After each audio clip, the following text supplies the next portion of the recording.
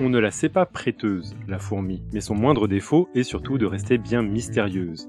Bien que la communauté scientifique fourmille de chercheuses et chercheurs en myrmécologie, leur travail de fourmi ne suffit pas à percer tous les mystères de ces insectes sociaux. À notre micro, nous invitons 2 d'entre eux à nous conter ce que l'on sait déjà sur ces fantastiques arthropodes et ce qu'il nous reste à découvrir. Vous êtes bien sur Podcast Science, nous sommes le mercredi 18 mai 2022 pour l'émission 474 où nous parlerons de l'Odyssée des fourmis. Vous en êtes enchantés, j'en suis fort aise, eh bien écoutez maintenant.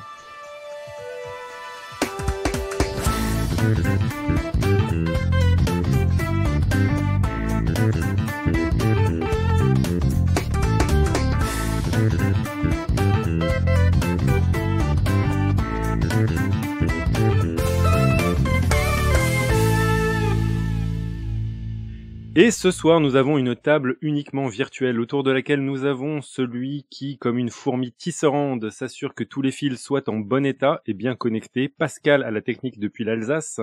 Bonsoir tout le monde. Celui qui, comme une fourmi moissonneuse, m'a assisté dans la récolte de questions pour préparer cette interview, Cléora depuis la Normandie. Bonsoir à tous. Celui qui, comme une fourmi légionnaire, s'aventure loin du nid douillet de sa discipline qu'est l'astrophysique, Johan depuis Paris. Salut. Et enfin moi-même, Topo, depuis Paris, qui, comme une fourmi esclavagiste, a recruté les susnommés membres pour participer à cette émission, de gré ou de gré, et joue le rôle de MC de la soirée.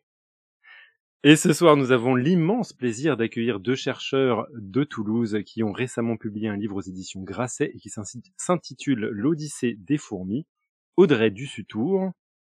Bonjour. Et Antoine Wistrach. Bonjour. Alors, pour commencer, arrêtez-moi si je me trompe, Audrey Dussutour et Antoine Wistrach, vous travaillez tous les 2 au Centre de recherche sur la cognition animale. C'est bon pour l'instant? On vous arrête Tout pas. à fait bon. Vous êtes donc éthologue, et si l'on connaît souvent bien la passion d'Audrey pour l'organisme unicellulaire Physarum polycéphalum, c'est autour d'un autre, alors donc celui qu'on appelle le blob, c'est autour d'un autre organisme que vous vous êtes retrouvé pour écrire un livre, La fourmi. C'est bon, j'ai tout bon? Tout à fait. Parfait. Tout juste 20 sur 20. Merci bien. Mais avant de parler du livre, est-ce que vous pourriez nous raconter comment vous vous êtes rencontrés tous les 2? Je crois que j'ai vu Audrey avant qu'elle m'ait vu. La première fois que j'ai vu Audrey, elle était sur une scène devant, je crois, 700 personnes en train de faire... elle était toute jeune chercheuse et elle avait déjà été invitée pour faire une conférence plénière, c'est-à-dire parler pendant 1 heure de toutes ses recherches. C'était à Rennes, dans une grande conférence d'éthologie qui avait lieu en France, donc une conférence internationale. Et j'étais un peu bluffé par la qualité de sa présentation. Et j'ai eu la chance de boire une bière avec elle. Oui, c'était en 2009, mais après on s'est revus plein de fois. On s'est revus en Australie, puisqu'Antoine a fait sa thèse en Australie. Et moi, j'avais fait mon postdoc et du coup, j'étais revenue. On a bu des bières. On boit souvent des bières avec Antoine. Donc, on s'est vus en Australie. Puis après, j'ai été le voir à Brighton, c'est ça, dans le sud de l'Angleterre, où il faisait son postdoc. On a eu aussi bu des bières et puis on a beaucoup échangé parce que je savais qu'Antoine, forcément, était un chercheur brillant et j'avais absolument envie qu'il soit recruté dans notre laboratoire. Et donc, je l'ai supplié presque de postuler dans notre laboratoire et du coup, j'ai suivi en fait au début sa carrière et maintenant, on est tout à fait partenaires, on est dans le même couloir, on est presque dans la même rue. On aurait presque pu faire le podcast ensemble en réalité, puisqu'on est vraiment à même pas 10 minutes à pied l'un de l'autre. Ouais, je dois beaucoup à Audrey. Elle était un bon mentor pour arriver à obtenir ce job et puis d'autres récompenses aussi. Ouais, donc merci. Et en plus, un projet donc d'écriture ensemble qui est facilité probablement par la proximité de pensée, mais aussi donc physique sur la même ville. Alors, on va en parler de ce livre. Sans surprise, ce livre va nous parler de fourmis. Mais comment recouvrir sous la même bannière le même mot de fourmis, des espèces extrêmement différentes à retrouver parmi les 13 000 répertoriées aujourd'hui. Et je vous ai entendu souvent évoquer le fait qu'il y en aurait probablement 25 000 véritablement dans le monde. Et votre parti pris, ça a été de sélectionner plus de 70 espèces très différentes les unes des autres, mais partageant le fait d'avoir dans leur rang une caste ou de vieilles ouvrières qui vont être essentiellement fourrageuses. Alors comment vous est venue l'idée de collaborer ensemble pour écrire ce livre et choisir cet angle d'approche précis? Alors l'idée du livre, elle vient pas de nous en réalité, elle vient de Mathieu Vidard. Antoine et moi avons été invités à une émission sur France Inter pour la Tête au carré à l'époque, et on avait parlé fourmis, et à l'issue de cette émission, Mathieu Vidard nous a dit ça vous dirait pas d'écrire un livre sur les fourmis.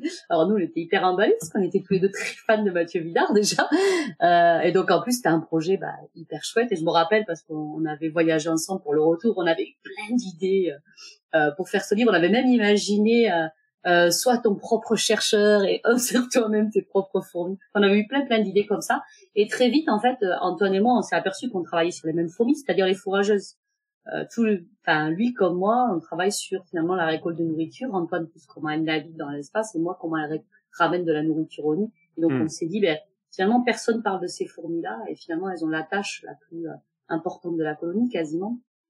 Donc ça serait intéressant de leur dédier un livre. Après le fait qu'il y ait des fourmis qui sortent du nid chercher la nourriture, je pense que c'est un point commun à toutes les espèces. Hein. Le choix des 75 espèces, elles viennent surtout de la littérature scientifique, parce que forcément, il y a la grande majorité des fourmis, il y a aucune recherche dessus. Et la littérature sur la recherche des fourmis est très riche, mais loin d'arriver aux 13 000 espèces recensées, bien sûr. Il y a juste leur nom, en gros. Oui, mais par contre, il y a ces espèces clés sur lesquelles on sait pas mal de choses, parce qu'il y a des chercheurs qui se sont penchés dessus, donc c'est comme ça qu'on a fait notre sélection. Très bien, très bien. Et ça répond à une de mes questions que j'avais réservée pour un peu plus tard, c'est comment s'est organisée la préface et / introduction de Mathieu Vidard. Si vous a soufflé l'idée, j'imagine qu'il s'invitait aussi sur le en livre. Réalité, c'est notre directeur de collection, donc c'est lui qui nous a en fait guidé tout le long de l'écriture, qui nous a donné des retours sur nos idées, tout ça. Donc en fait, il a suivi, et il a été, on le remercie, extrêmement patient, parce qu'on a été extrêmement en retard sur l'écriture, parce que Antoine comme moi, et comme toi, on est chercheurs, et on n'a pas beaucoup de temps pour forcément l'écriture de livres, et on a pris énormément de retard, et donc les éditions Grasset, et en particulier Mathieu Vidard, ont été vraiment patients, parce que je crois qu'on l'a rendu avec 2 ans de retard par rapport à ce qui était prévu initialement. Très bien. Je vois que sur les chapeaux de roue, la chatroom, donc on est en live, il y a des questions des auditeurs qui se posent direct une question très importante. On a appris que vous aviez un penchant pour la bière, et une des questions c'est: est-ce que les fourmis boivent de la bière? C'est une bonne question.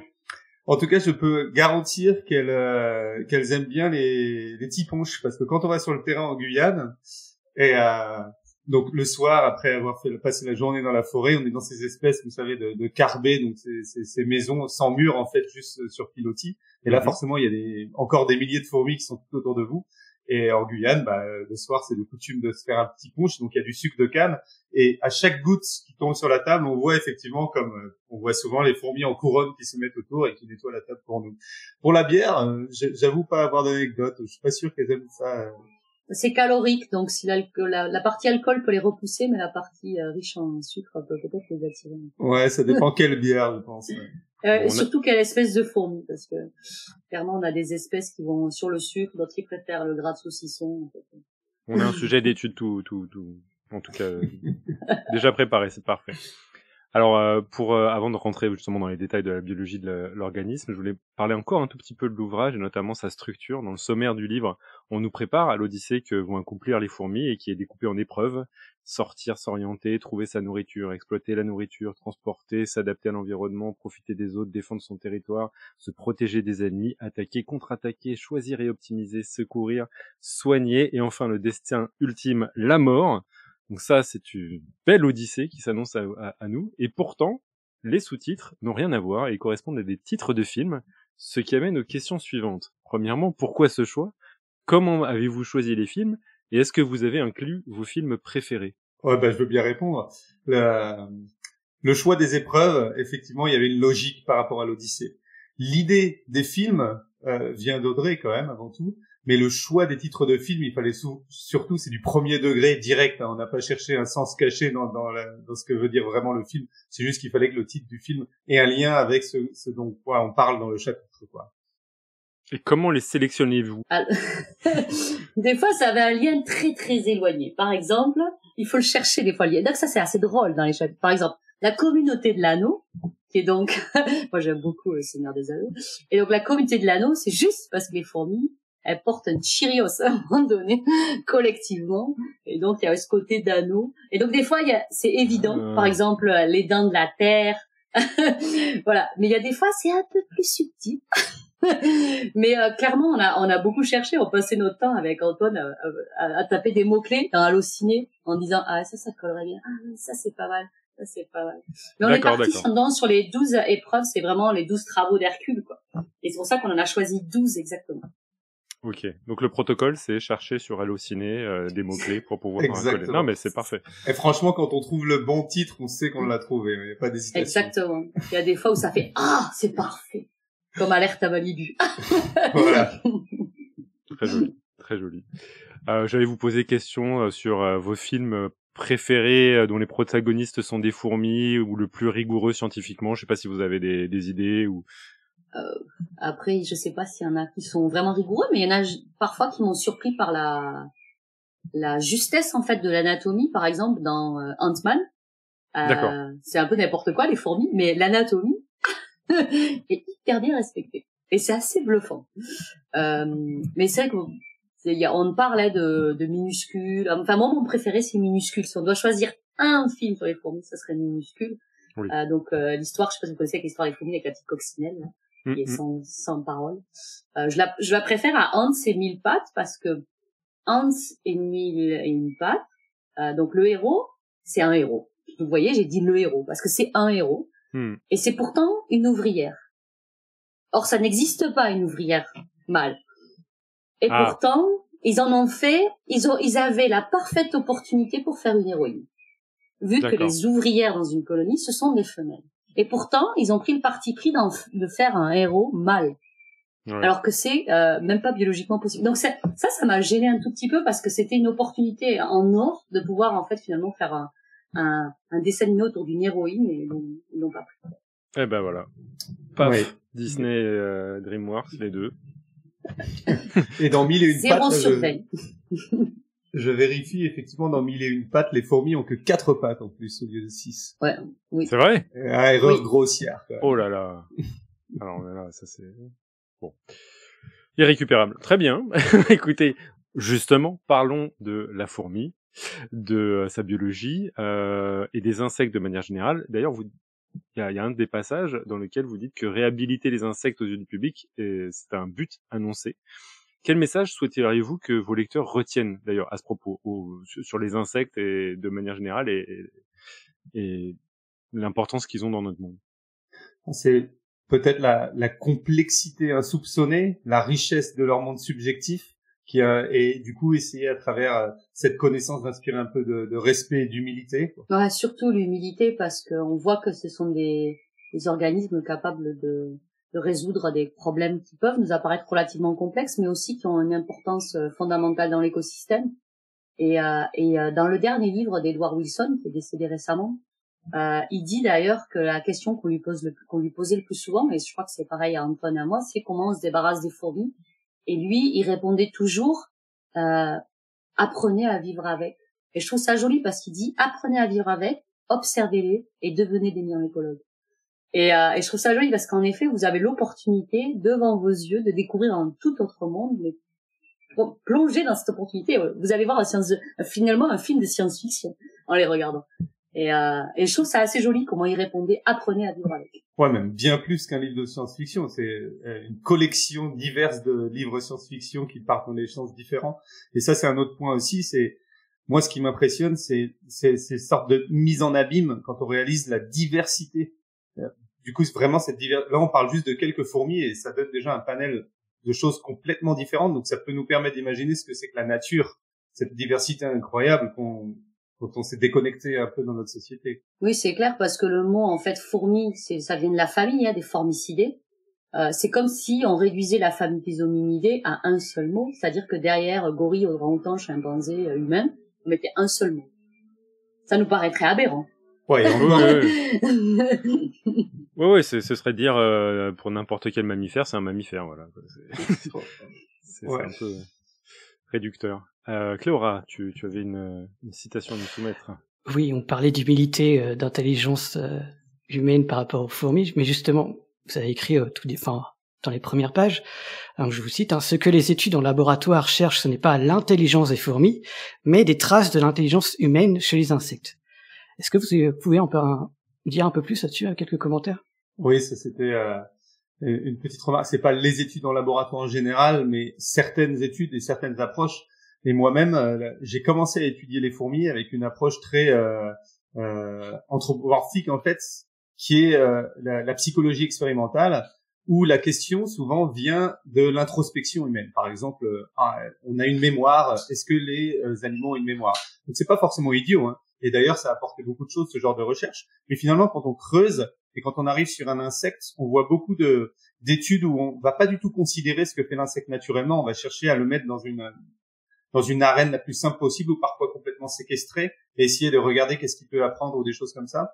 Donc ça, c'est une approche vraiment où la question vient purement de notre introspection. Donc c'est dans ce sens-là qu'on cherche l'intelligence humaine chez les insectes.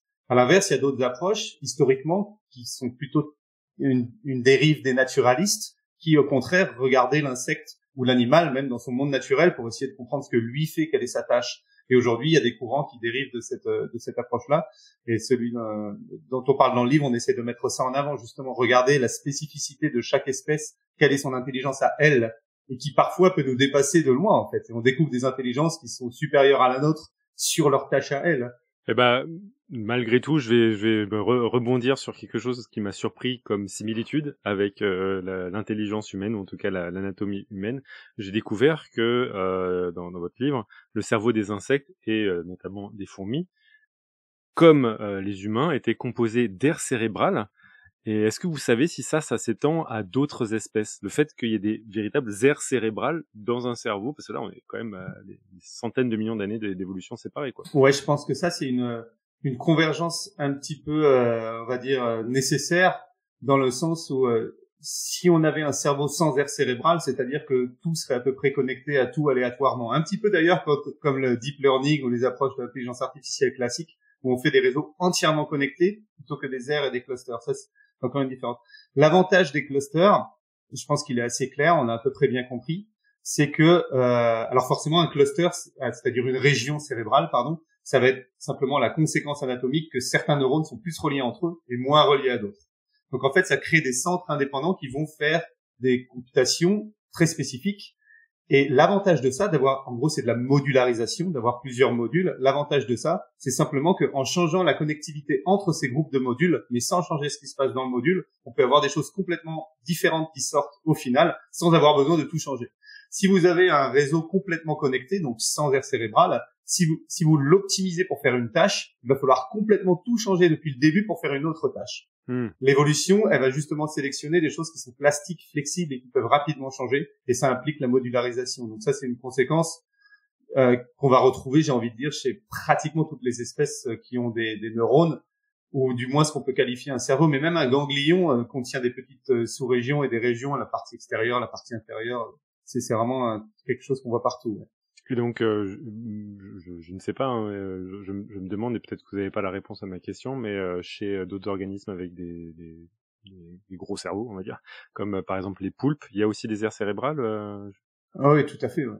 Ah oui, d'accord, ok. Bon, bah, ça répond à mes questions. Il y a vraiment si 3 espèces vraiment très très séparées ont cette structure-là, c'est que ça, a priori, c'est un bricolage évolutif qui fonctionne, quoi. Moi, je pense que du moment où on utilise le mot ganglion cérébral ou cerveau, il y a des aires en réalité, parce que chez des organismes comme l'hydre de mer ou des organismes qui ont en fait, on parle plus de système nerveux, on va pas parler de système central parce que c'est complètement distribué. En fait, les hydres, par exemple, elles ont des cellules neuronales tout le long, en fait, mais c'est pas du tout spécialisé, il y a pas de modularité chez elles. En fait, c'est juste un tissu neuronal. Ok. Et pourtant, il y a des aires. Pas vraiment. Il y en a partout. Là, pour le coup, il n'y a pas de modularité. D'accord, ok. Non, pas chez les hydres de mer, mais c'est les premiers organismes à développer des systèmes nerveux. Donc. Ouais, c'est parce qu'il y en a tellement peu qu'on peut même pas définir un module, parce que chaque neurone va faire son action, quoi. C'est ça. Donc, la question se pose même pas à ce niveau-là. Mais c'est pas un peu pareil avec les fourmis, on a quand même des zones de ganglions un peu sur toute la fourmi, non? Oui, c'est ça, ouais, c'est-à-dire que c'est modularisé, discrétisé, mais tout est connecté entre eux. Enfin, chaque module est connecté avec les autres, mais au sein d'un module, il y a énormément de neurones connectés entre eux, donc ils se sont retrouvés proches spatialement. Mais l'idée de décentraliser un petit peu l'intelligence, donc ce type de computation on le fait là, ce type de computation on le fait là. C'est ça qu'on retrouve vraiment partout. Ok. Antoine, vous avez encore la parole. Vous avez évoqué dans votre livre une fourmi, et on a appris dans plusieurs de vos interviews que c'était votre fourmi favorite, Gigantiops destructor. Et vous parlez donc de protocole d'orientation avec cette fourmi-là en particulier. En gros, en quoi ça consiste et quels sont les résultats les plus contre-intuitifs les concernant? Ma fourmi préférée, j'ai essayé de varier, mais effectivement, il y en a eu Ah, deux, j'ai dit d'accord. Gigantiops destructor, donc ça va faire 3. Bon, d'accord. Mais c'est vrai qu'elle est géniale. Je pense pas qu'elle ait quelque chose de particulier dans la façon dont elle organise l'espace dans sa tête, dans la façon dont elle va dont son cerveau va organiser la vision pour apprendre des routes. Il y aura beaucoup de fourmis, ce sera très similaire. Par contre, elle le fait au niveau supérieur par rapport à la plupart des espèces.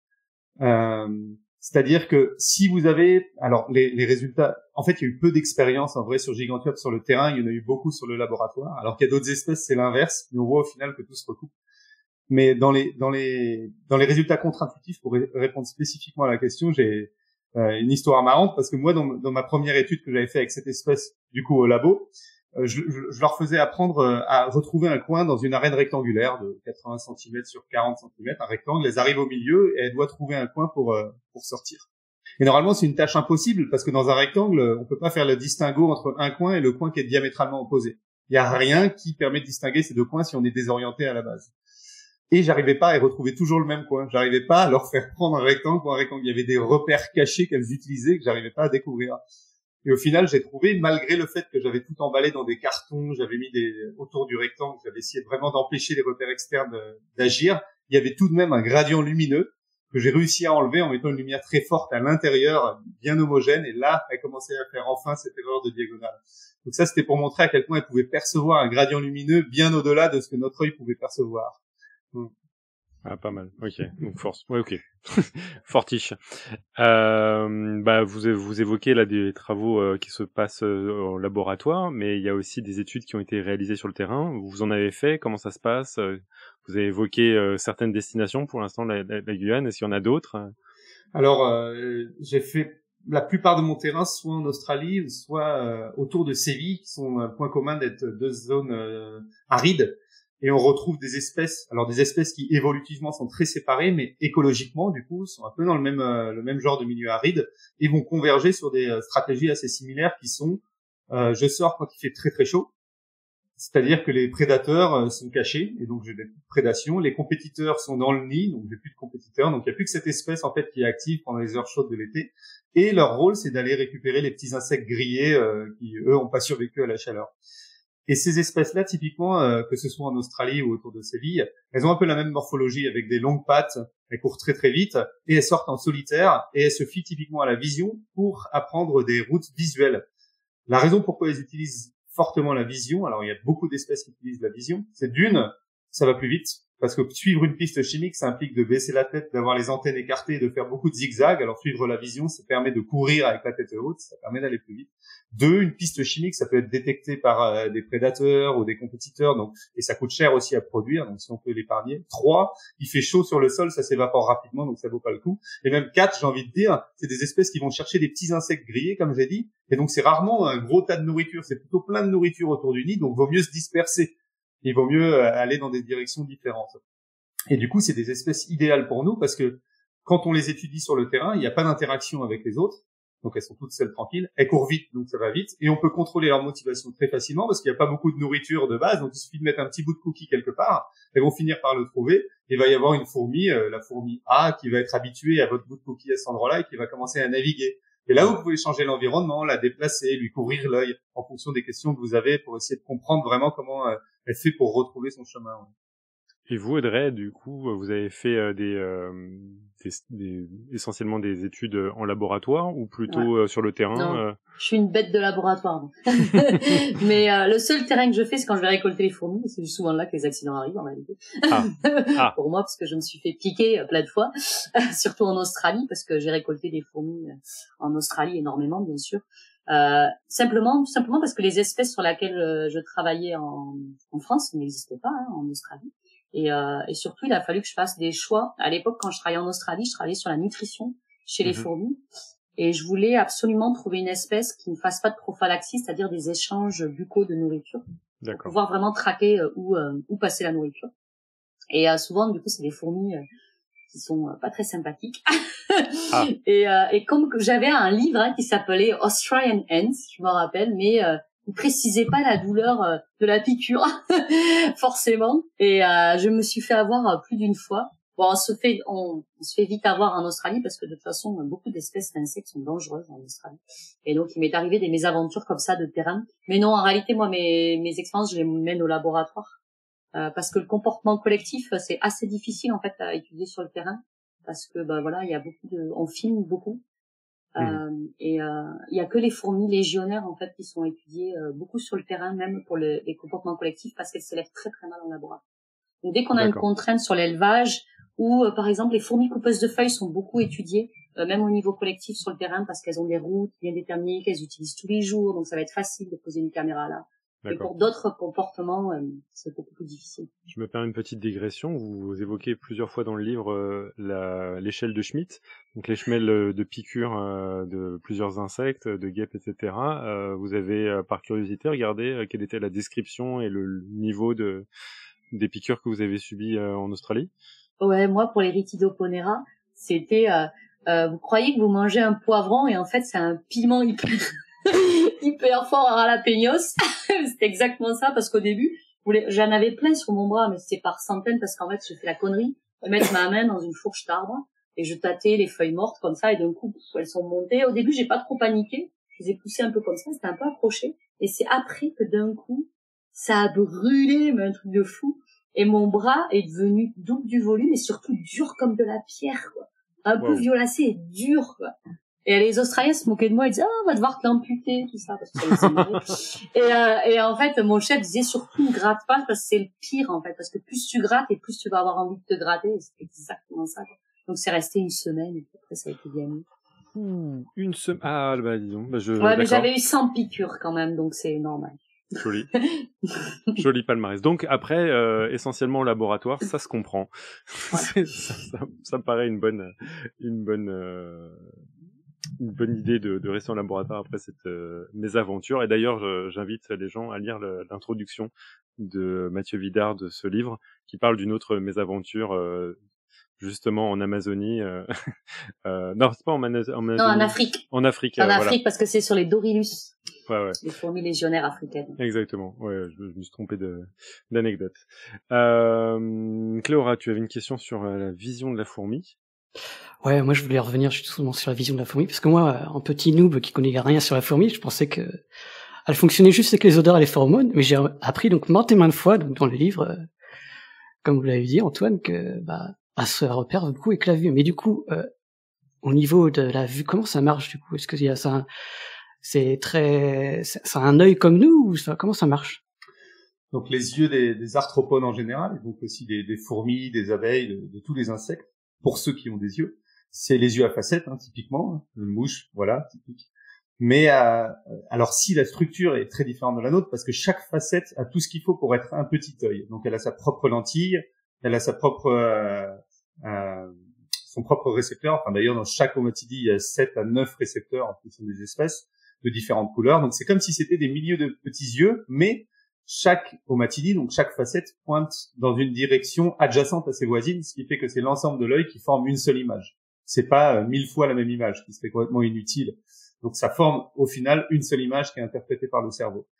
Alors la différence, c'est que d'une manière générale, c'est une résolution très très basse, parce que la raison elle est simple, c'est parce que vu que c'est fait comme ça, vu que ça converge à l'extérieur, c'est une sorte de bol qui va vers l'extérieur. Si vous voulez augmenter la résolution, il faut que les facettes soient parallèles les unes aux autres, et ça impliquerait un rayon infiniment grand. Donc rien que du fait de cette constitution, ils ont déjà une contrainte morphologique sur la résolution, et ça amène des résolutions qui sont à peu près 100 fois plus basses que la plus haute résolution que nous on peut avoir. Mais au final, c'est pas un problème pour les insectes, et d'ailleurs cet œil leur donne un avantage, parce que l'avantage d'avoir plein de facettes, c'est qu'on peut modeler l'œil en fonction des régions de l'espace dans lequel il pointe.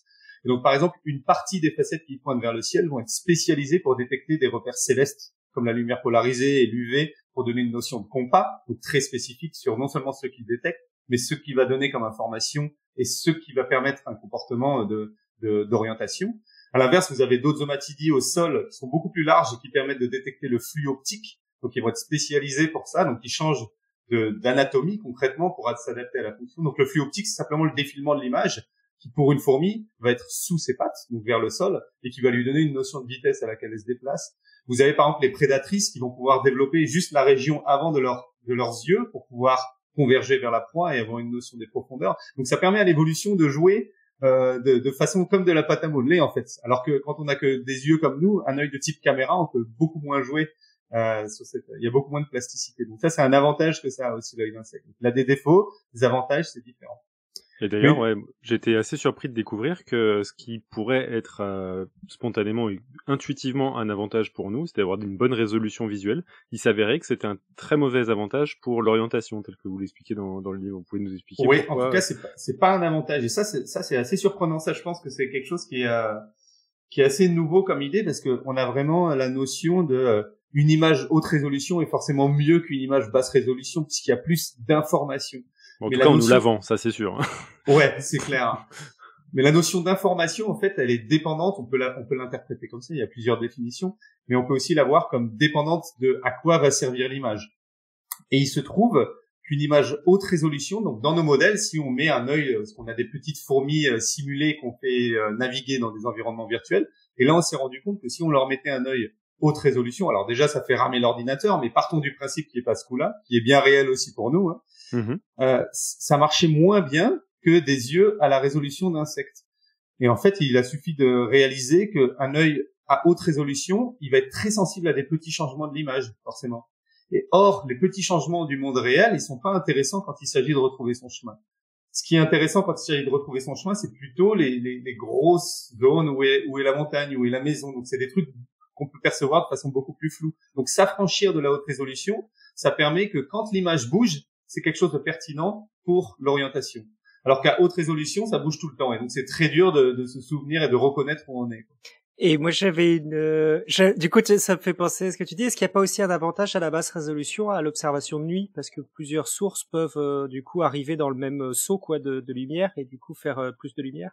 Je pense en astronome, là, du coup, mais... Alors là, en plein dedans, sans faire de mauvaise blague, effectivement, et d'ailleurs, c'est exactement ce que font certains yeux d'insectes, et aussi notre œil. Je ne sais pas si vous avez déjà remarqué cet effet, parce que nous aussi, nous sommes tous myopes, si ce n'est pour cette petite zone centrale qui est notre fovea, qui est haute résolution, notre périphérie est très myope. Je ne sais pas si vous avez déjà eu cette impression de voir une lumière en périphérie, mais dès que vous cherchez à la regarder, elle disparaît. Et des clignotants loin, ça peut faire cette impression. C'est tout simplement pour cette raison que parce qu'on a une plus basse résolution, il y a une sommation de photons supérieurs, puisque forcément on couvre une zone plus large par récepteur, et donc on est plus sensible à la lumière. Il y a des yeux d'insectes absolument incroyables qui, alors, soit il y a une sommation neurale, c'est-à-dire les espèces nocturnes, typiquement, plutôt que diminuer leur nombre d'omatidies, elles vont simplement semer les omatidies adjacentes pour baisser la résolution, mais augmenter la détection de lumière, exactement comme vous l'avez dit. Et il y a même des insectes de papillons de nuit qui ont fait cette sommation non pas neuralement, donc c'est pas les neurones qui somment, mais c'est carrément optique. C'est-à-dire que les omatidies adjacentes ont des petits miroirs dans leur fond qui font converger les photons finalement sur un seul récepteur central qui va couvrir plusieurs omatidies. Ouais. Donc c'est un bijou d'ingénierie parce que c'est microscopique. Il y a tous ces petits miroirs qui font converger l'information. Et c'est exactement ce que vous avez dit, ouais, pour augmenter la capacité de détection. Je suis très impressionné que les fourmis avaient tout inventé, tout ce que font les astronomes tous les jours en optique. C'est l'évolution. Bon, alors malheureusement cette partie n'est pas très radiophonique d'évoquer des images, etc. Donc je vous propose de pallier à un manque de votre livre, qui est la dimension de communication auditive, ce qui nous offre la possibilité de vous proposer un quiz. Alors la première chose, la question que je vais vous poser, c'est est-ce que vous savez quel est le nom du cri de la fourmi? Oui. Alors Audrey. Elle gronde. Eh ben voilà, c'est parfait. Ça me fait bien plaisir que cette blague soit connue. Et du coup, j'allais vous proposer de reconnaître les crocs-ondes de la fourmi suivants. Pascal, est-ce que tu es prêt?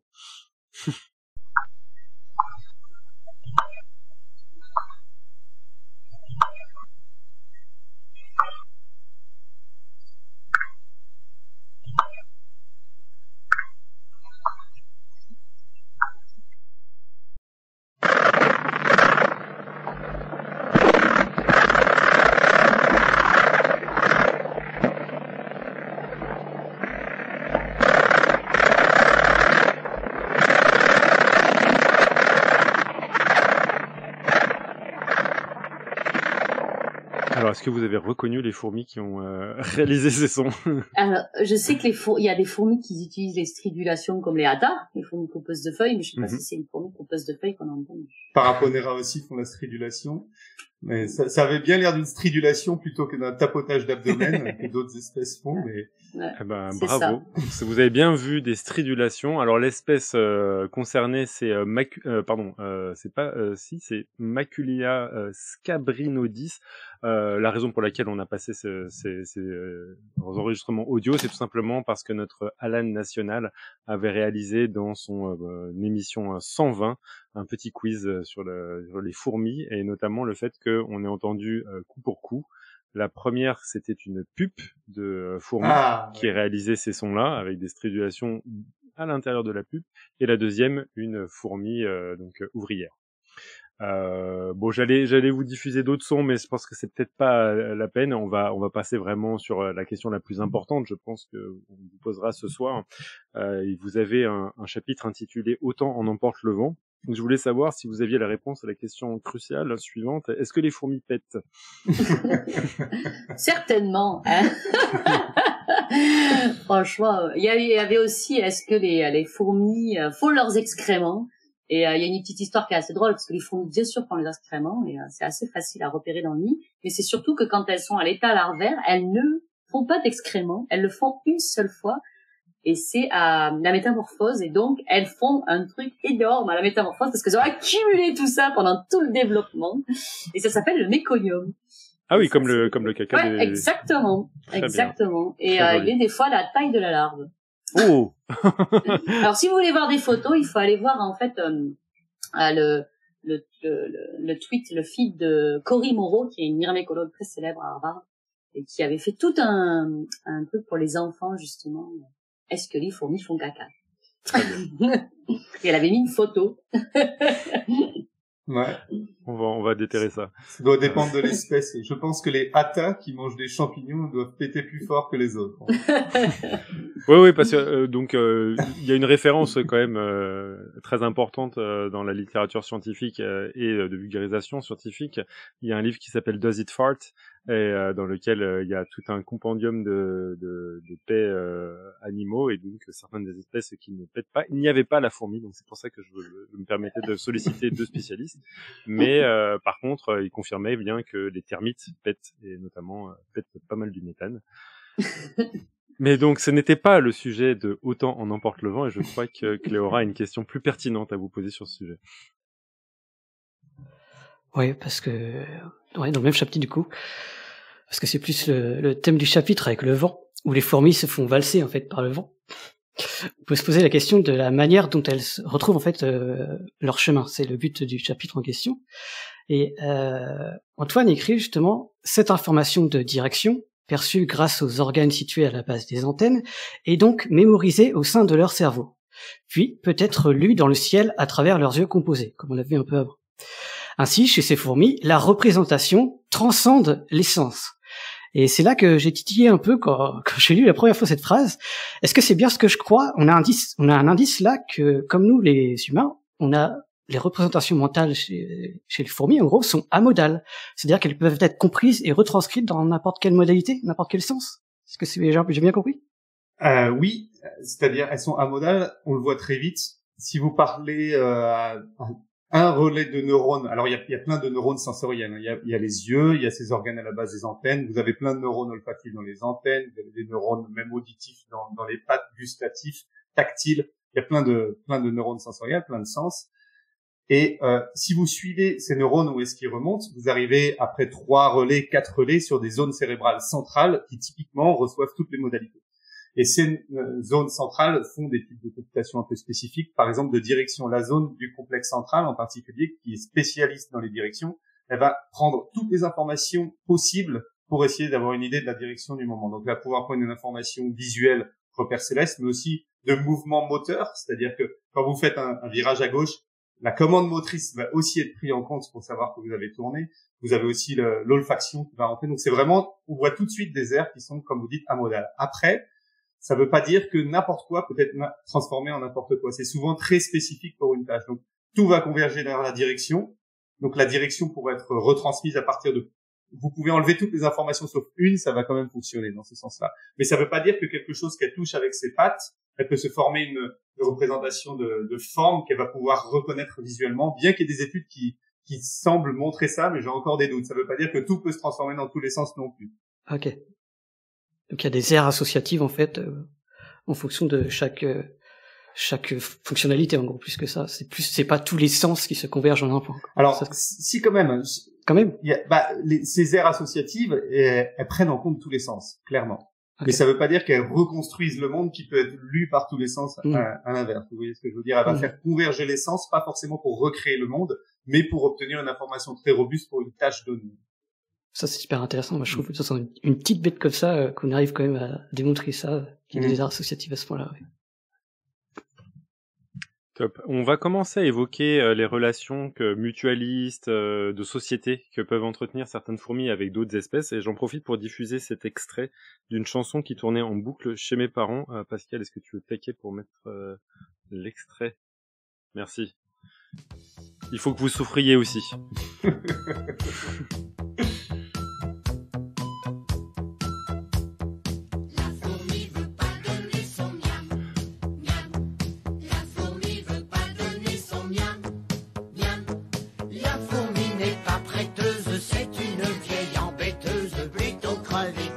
Tu peux arrêter, c'est à peu près à ce moment-là que moi je violentais la chaîne IFI, donc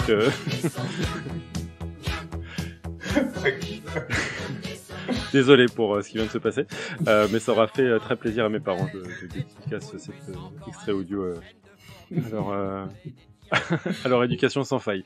Donc pour l'aspect social, quel est le lien que vous avez entre vos recherches et la fouloscopie, parce qu'on a déjà invité Amélie Moussaïd à nous rejoindre, et donc est-ce qu'il y a un lien entre ce que vous faites ici avec les fourmis et cette discipline qui est venue nous expliquer Amélie? Complètement. Mehdi et moi avons partagé le même bureau pendant 3 ans. Donc on se connaît très bien. En réalité, quand j'ai été recrutée au CNRS, Mehdi était en train de faire sa thèse. Et donc on a partagé le même bureau. Et c'était très drôle parce que Mehdi faisait des expériences avec les piétons que j'avais fait avec les fourmis. Sauf que lui, il était confronté à des lois d'éthique auxquelles moi je n'étais pas confrontée, surtout par rapport à la densité en fait de piétons au mètre carré. Lui, il pouvait pas faire des tests que moi j'étais amenée à faire avec les fourmis. Et c'est très rigolo parce qu'on a fait vraiment utiliser les mêmes setups expérimentaux chez les humains et chez les fourmis.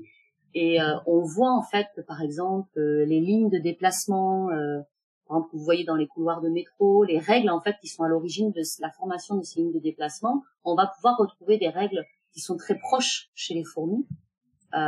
Alors finalement, les fourmis, même dans leur trafic, quand elles se déplacent, elles sont plus proches des piétons que des voitures. On compare souvent les fourmis à des voitures, on parle des embouteillages, etc. Mais en réalité, c'est plus proche des piétons parce que faut savoir que les termites, les fourmis et les humains sont les seuls animaux à pratiquer ce qu'on appelle les déplacements bidirectionnels. C'est-à-dire, en fait, la plupart du temps, les animaux, quand on parle de déplacement collectif, ils se déplacent tous dans la même direction, ou ça va être comme un essaim de moucheron, ça va être dans toutes les directions. Là, on a vraiment une organisation, ça va de gauche à droite, de droite à gauche. Et c'est que chez les piétons, les termites et les fourmis qu'on va retrouver ce type d'organisation. Et la bidirectionnalité, ça amène une contrainte forte qui sont les collisions que vont avoir les deux flux, en fait, quand ils vont se rencontrer. Et donc, il y a des règles qui se mettent en place. Et donc Mehdi, par exemple, a montré que les piétons, quand ils se rencontraient, par exemple, ils avaient plus tendance à aller à droite quand ils étaient dans une direction, à gauche.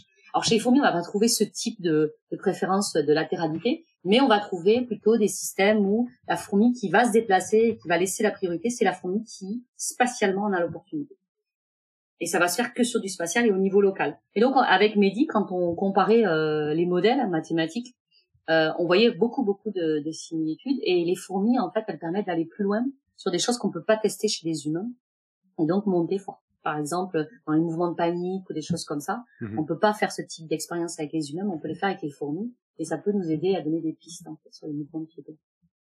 Très bien. Et le lien maintenant entre le blob et les fourmis, plus ténu, alors non, pas du tout. En réalité, on est 10 chercheurs dans le monde à travailler sur ces deux modèles. Et en réalité, c'est parce que ces deux modèles qui ont des systèmes de fonctionnement décentralisés. Donc, dans un cas, vous avez un organisme qui n'a pas de système nerveux, où il n'y a pas de centre coordinateur, où, en fait, le problème émerge et à partir de sous-unités. Et chez les fourmis, vous avez la même chose en termes d'intelligence collective. Vous avez un super-organisme qui va résoudre des tâches complexes juste liées avec des petites interactions locales, ce qu'on appelle des systèmes auto-organisés. Et donc, en fait, le blob et les fourmis sont deux systèmes auto-organisés. Et donc, on va trouver, par exemple, la sélection du chemin le plus court chez les fourmis. Vous pouvez retrouver les mêmes règles que la formation d'une veine qui va prendre le chemin le plus court dans un labyrinthe chez le blob. Donc, en fait, ça va être quand même des systèmes qui sont extrêmement proches, malgré que phylogénétiquement, c'est très, très différent. Très bien. Et alors, pour vraiment que j'appréhende complètement le lien qu'il peut avoir, donc ici, la décision qui se passe dans le blob, elle est manifestée par les noyaux qui se baladent à l'intérieur ou Alors souvent on pense aux noyaux, mais en réalité c'est le réseau veineux. Ouais. En fait, le blob, son système locomoteur et son système de partage en fait des ressources, c'est son système veineux. D'accord. Et c'est donc il faut imaginer que c'est comme plein de petits oscillateurs. Ouais. Et en fait, quand vous regardez les contractions des veines, elles sont pas elles se coordonnent ou elles sont complètement désorganisées, chaotiques. D'accord. Et donc c'est plutôt sur le système veineux qu'il faut se concentrer que sur les noyaux eux-mêmes, parce que les noyaux ils régissent pas grand-chose à part l'expression protéine. D'accord. Et en plus elle est rythmée par rapport à la mitose qui a lieu toutes les 8 heures dans la cellule. Donc, vous avez une petite fenêtre d'expression. Et donc en réalité les noyaux vont pas diriger, c'est plutôt en fait vraiment ce système péristaltique qui est à l'intérieur qui est plutôt aux commandes dans la vie. Avec bien sûr des récepteurs. Vous avez donc c'est une cellule qui perçoit son environnement, c'est pas de système sensoriel type des yeux, système olfactif, etc. Mais elle a des récepteurs qui permettent de détecter par exemple la présence de molécules, et ceci se traduit après par des contractions différentes, des rythmes de contraction, par des cascades moléculaires. Donc vraiment, on pourrait presque se passer de noyau pendant un certain temps et ça marcherait quand même. D'accord, ok. Donc ça répond à une des questions que j'avais immédiatement, c'est d'envisager si on avait un sac qui était doué de mouvements péristaltiques avec du liquide à l'intérieur, il pourrait potentiellement trouver des chemins. Exactement. C'est très rigolo que vous passiez ça, parce que hier je lisais un article pour un ouvrage là où en fait les gens ont fait un système de sac. Ils ont reproduit en fait le système péristaltique du globe avec quelques robots qui font les pieds. D'accord. Et qui sont reliés entre eux par des ressorts. Et en réalité, ce robot est capable de se diriger vers un attracteur. Et voilà, il n'y a pas de. Oui, j'avais lu que les meilleurs robots pour sortir d'un lieu, c'était des trucs pneumatiques en fait très fluides, où en fait juste en les gonflant, en fait, t'arrives finalement à trouver au bout d'un moment la sortie. Et il parlait de ça pour les robots pour libérer les gens sous les éboulis ou les trucs comme ça. Ouais. Exactement. Et c'est d'ailleurs pour ça que ce robot avait été réalisé au départ. Il a été inspiré donc par les mouvements amoeboïdes. Il s'appelle le robot amoeboïde. Et les petits pieds, en fait, les petits cylindres, la seule chose qu'ils font, c'est que s'ils avancent, donc ils tendent le ressort, et ils ont un système d'électroaimant pour se fixer, parce que sinon les autres robots vont le tirer dans l'autre sens, et du coup ça va dans n'importe quel sens. Et pour que c'est une direction, il faut avoir un système d'accroche quand même. Et ce qui est assez rigolo, parce que chez le blob, on a ce système d'accroche, la membrane, en fait, ça grippe un tout petit peu sur le substrat, qui lui permet en fait d'avancer. Je comprends mieux. Bah, c'est fascinant et ça, c'est énormément de considérations sur le gouvernement, sur l'organisation qui nous arrive. Et d'ailleurs, il y a une citation dans le livre de Maurice Maeterlinck que j'ai trouvé. Je vais vous la donner assez rapidement pour que vous puissiez ensuite me donner votre impression là-dessus. Qui règne et qui gouverne dans la cité? Où se cache la tête ou l'esprit?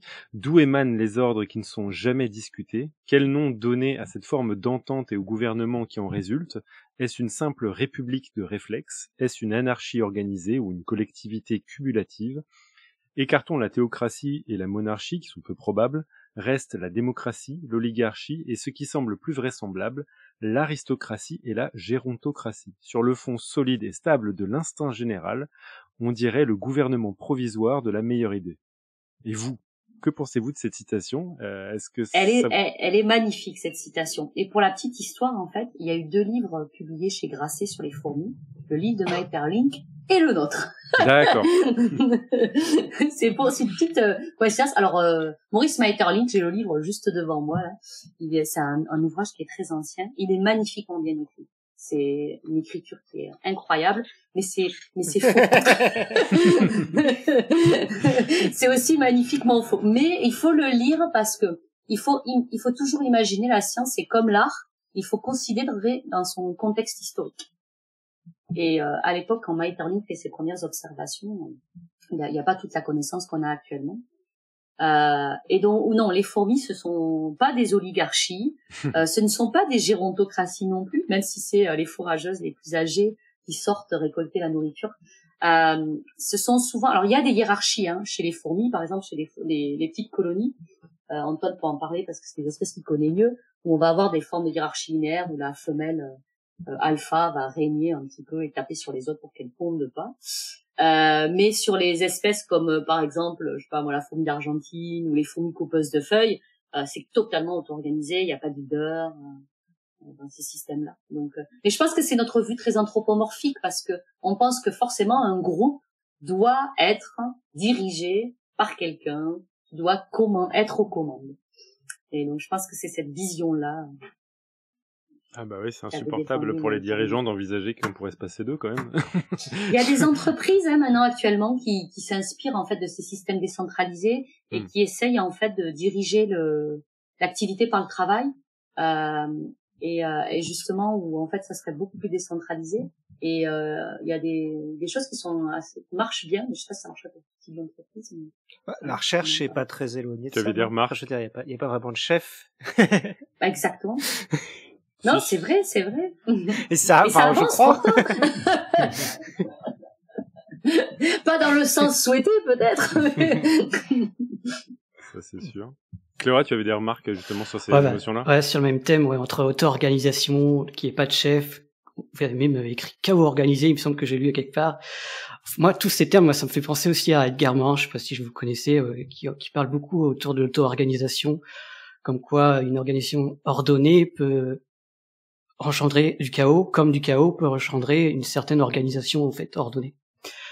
Et justement, à citer les fourmis avec leurs petites feuilles là qui coupent là, comment elles s'organisent elles du coup, comme s'il y a rien d'organisé, c'est de l'auto-organisation pure.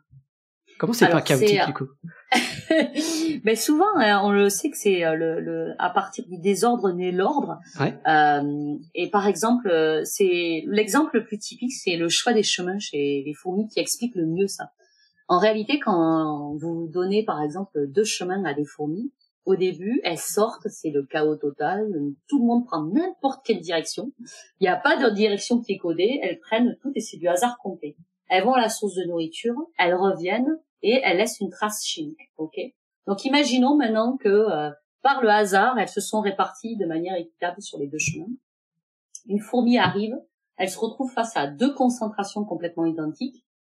Elle va choisir au hasard. Et donc ça, c'est le hasard qui va avoir une importance fondamentale. Par le hasard, elle va choisir un chemin et sans le savoir, elle crée une dissymétrie dans le système, puisqu'elle, sans le savoir, elle va augmenter la concentration en phéromones sur un chemin. Et cette augmentation, ça va influencer le choix de ces petites copines derrière qui vont arriver, elles, à l'embranchement, qui vont dire, ah ben tiens, là, c'est plus concentré que là. Comme les fourmis, elles savent différencier les concentrations en phéromones, elles vont choisir le chemin le plus concentré.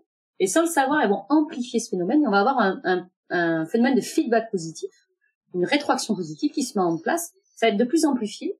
Le chemin devient de plus en plus concentré, donc il devient de plus en plus attractif. Cette dissymétrie s'agrandit et d'un coup, on a une organisation qui est née du chaos. On a toutes les fourmis qui prennent le même chemin. Et donc, tout est bien ordonné. Alors qu'au départ, c'était né, en fait, d'un désordre complet. Et on va voir, en fait, ce système à tous les niveaux, en fait, de la fourmilière. C'est vraiment le fait que les fourmis réagissent localement à des interactions.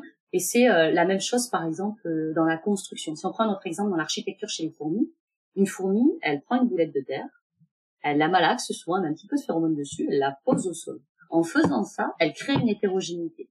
Cette hétérogénéité, elle peut être perçue par ses autres camarades qui ont aussi une boulette de terre et qui sont attirés par la phéromone et qui donc vont poser leur boulette de terre là.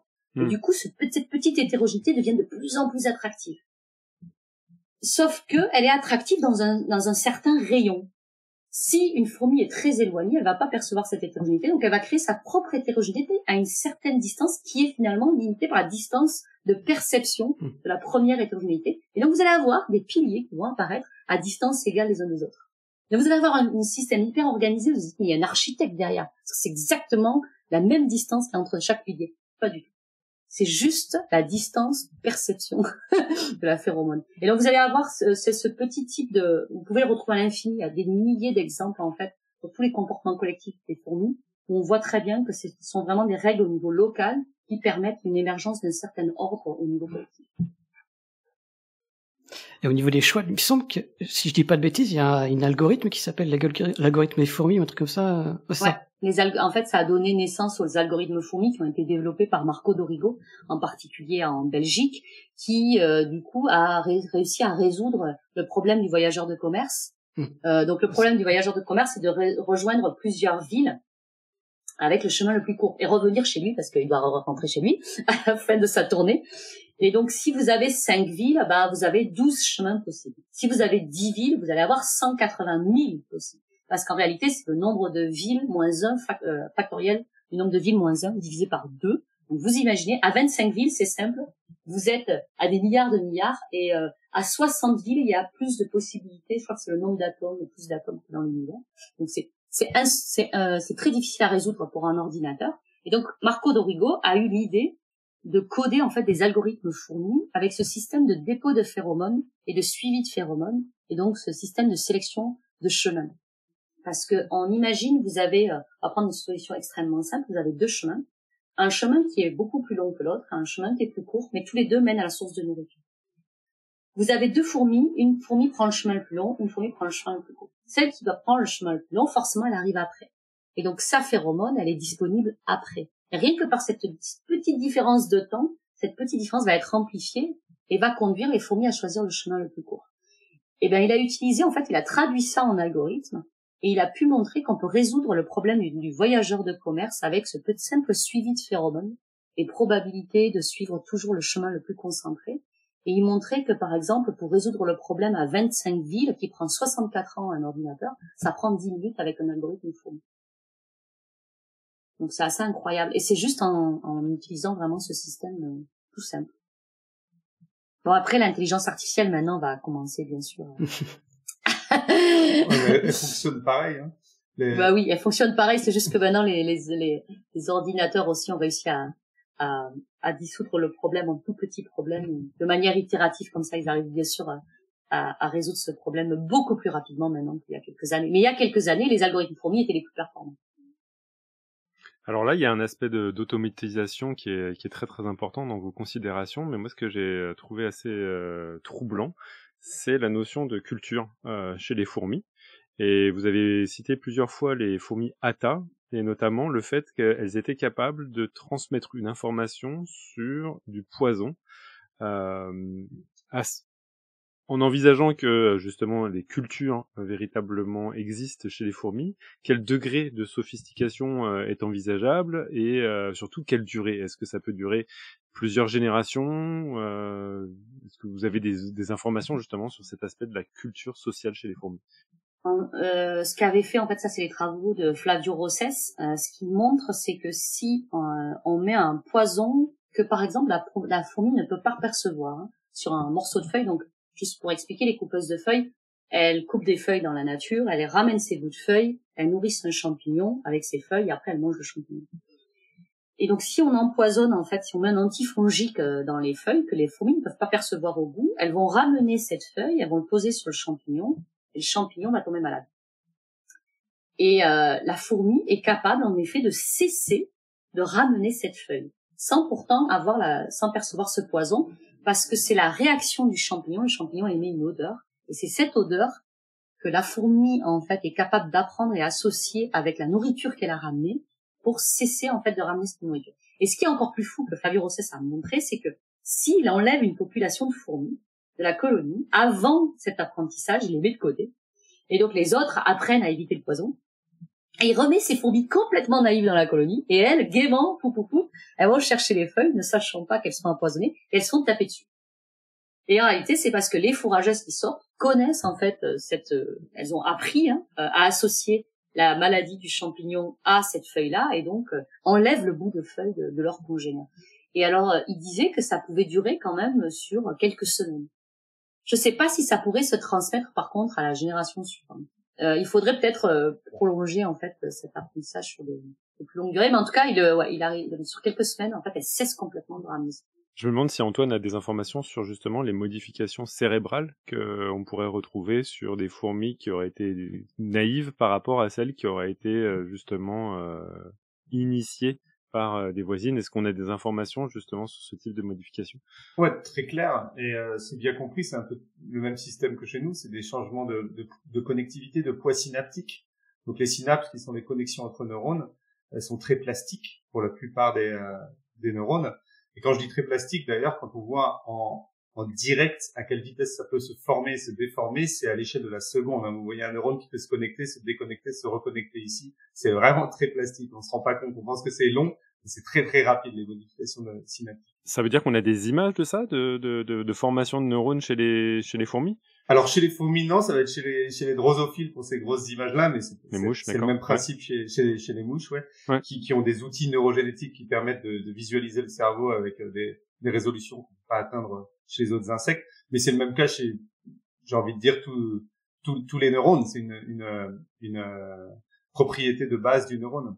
D'accord. Après, pour la notion de culture, c'est le lien est ténu parce qu'au final, un apprentissage, ça va être un changement qui va s'opérer chez un individu, on va dire, qui va faire que du fait de son expérience, il va changer son comportement par rapport à un même stimulus. Donc, il va revoir le même monde 2 fois, mais lui ne sera plus le même. Du coup, il va se comporter différemment. Si maintenant vous avez un apprentissage qui est basé un petit peu sur du social, donc c'est-à-dire qui est basé sur observer l'autre, et finalement, cette réponse, ce changement de réponse va se transmettre d'un individu à l'autre. Et l'idée, c'est combien de temps la chaîne va tenir. C'est là où on peut dépasser les générations. Donc sur l'exemple comme a donné Audrey, c'est quelque chose qui peut s'enseigner d'une fourmi à l'autre. Et du coup, ça peut durer sur des générations qui n'ont même plus besoin de s'exposer au stimulus originel et se transmettre. Après, si la colonie, dans le cas des Hata où il y a une seule reine, finit par mourir et c'est une autre colonie plus loin, je pense pas que là, la chaîne va être cassée pour le coup. Donc, est-ce qu'on peut parler de culture? Ça va être tout le problème de la question. Mais ça va clairement transcender les individus, quoi. Passer d'un individu à l'autre. On a d'autres exemples au-delà des petites feuilles empoisonnées comme ça? Peut-être ceux qui ont osé vraiment amener le mot culture et qui pensent que ça peut se transmettre d'une génération à l'autre. J'ai 2 exemples en tête, mais pas chez les fourmis.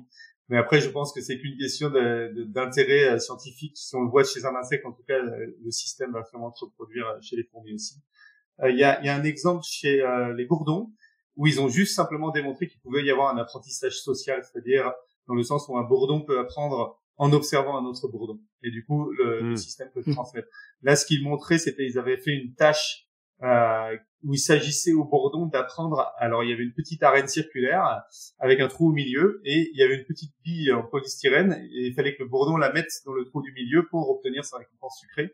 Alors, pensez bien que certains bourdons n'y arrivaient pas parce qu'ils sont pas tombés sur la solution, mais d'autres, par chance, trouvaient la solution et très vite apprenaient. Et vous voyez des bourdons qui vont très vite chercher à ramener cette boule de polystyrène. Et ils ont montré que des bourdons qui observaient d'autres faire ce comportement apprenaient plus vite à le faire.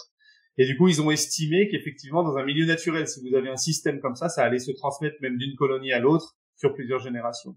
Il y a des comportements dans la nature, là je pense encore aux bourdons, on peut se demander à quel point c'est transmis socialement ou à quel point ils le redécouvrent à tous les coups, parce que c'est toujours un petit peu ça. Si c'est un comportement qui est facile à découvrir, est-ce qu'ils le redécouvrent à tous les coups ou pas? Une chose est sûre, quand vous voyez certaines fleurs dont le bourdon a la langue trop courte pour atteindre le nectar, vous le voyez, ou même des fois c'est par fainéantise, il va mordiller l'endroit où il y a le nectar et accéder par en dessous. Donc il triche complètement, ce qui est pas bon du tout pour la fleur qui va pas déposer son pollen sur l'insecte. Et vous voyez les bourdons qui le font à grande échelle chaque été dans les jardins. Or, un bourdon naïf le fait pas spontanément, il abandonne.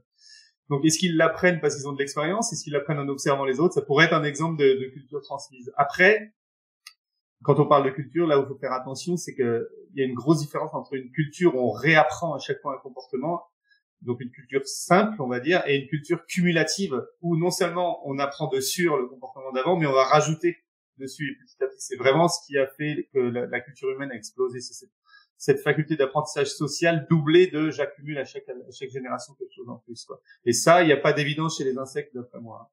D'accord, faudra trouver des traditions de fourmis. Ouais. Pour l'instant, ça existe. Mais ça existe, pardon, chez d'autres animaux que l'humain. On la trouve ça seul. Oui, les chimpanzés, ils ont montré en fait. Mais c'est assez. La façon d'utiliser l'outil, on a trouvé d'autres. Mais il y a de très rares évidences et même ça avait été très débattu. Mais la culture chez l'insecte, c'est très débattu. Antoine et moi connaissons très bien un collègue à nous, Guillaume Isabelle, qui a fait un article dans Science sur la culture chez les mouches, où il montre en fait que des préférences en fait sexuelles chez les mouches peuvent se transmettre de génération en génération parce qu'elles s'observent elles regardent une autre femelle en train de sélectionner un mâle, elles ont le choix entre un mâle rose, un mâle vert qui sont faits artificiellement, et il montre que si la première femelle choisit un mâle rose, les autres femelles qui observent ont plus de chances de choisir un mâle rose, et que du coup, génération après génération, on peut avoir comme ça. Mais voilà, cet article lui aussi a été débattu sur est-ce qu'on peut utiliser le mot culture. C'est toujours un petit peu compliqué. C'est comme tous ces mots, intelligence, utilisation d'outils, on a toujours ou l'enseignement aussi. Je me rappelle le premier article Teaching in Ants, l'enseignement chez les fourmis. Ça avait été tous les gens qui travaillent sur l'humain avaient été scandalisés. Bah, bien sûr. Essayons de les scandaliser encore une fois avec une autre notion humaine que on pourrait éventuellement retrouver chez les fourmis. Et j'en profiter pour faire un de mes exemples préférés tirés du livre. Vous parlez donc de Pseudomyrmex ferrugineus qui vit dans les acacias. Et je vous cite, Audrey, c'est ça, je pense que cet exemple, qui, lors d'inondations, une fois à l'extérieur, elles écopent d'une façon tout à fait originale, elles pompent l'eau en l'avalant, lorsque leur abdomen est sur le point d'exploser, et elles expulsent toute l'eau ingurgitée, non pas par la bouche, mais par l'anus.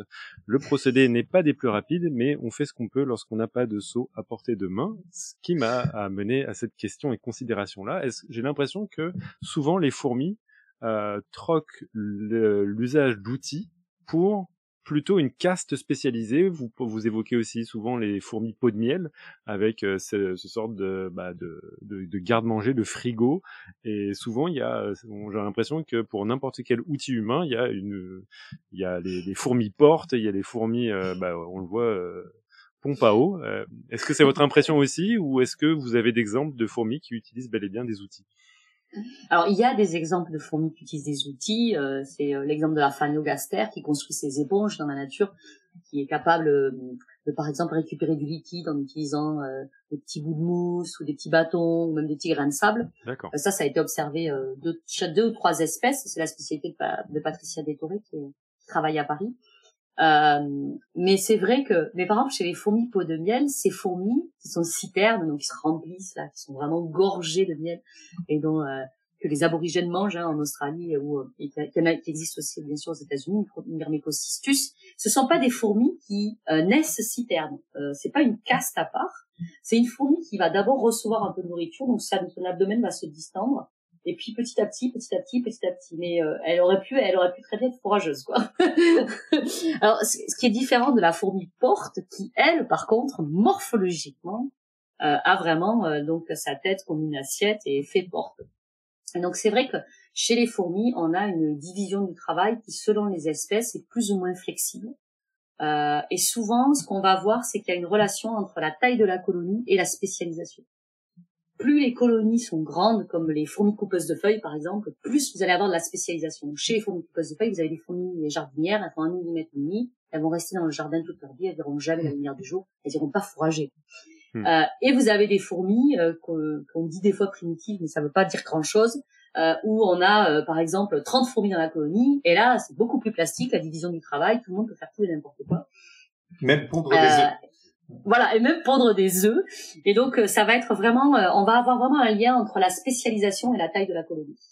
Et parce que quand vous avez une colonie très très grande, c'est intéressant d'être spécialisé, parce que vous pouvez en effet perdre un élément, et c'est pas très grave. Les jardinières, les atta, elles en ont des millions. Donc c'est pas très grave si elles perdent une jardinière. Mais une fourmi, imaginez, vous avez une colonie de 30, et vous êtes ultra spécialisé, et vous perdez la jardinière. La colonie, elle fonctionne plus.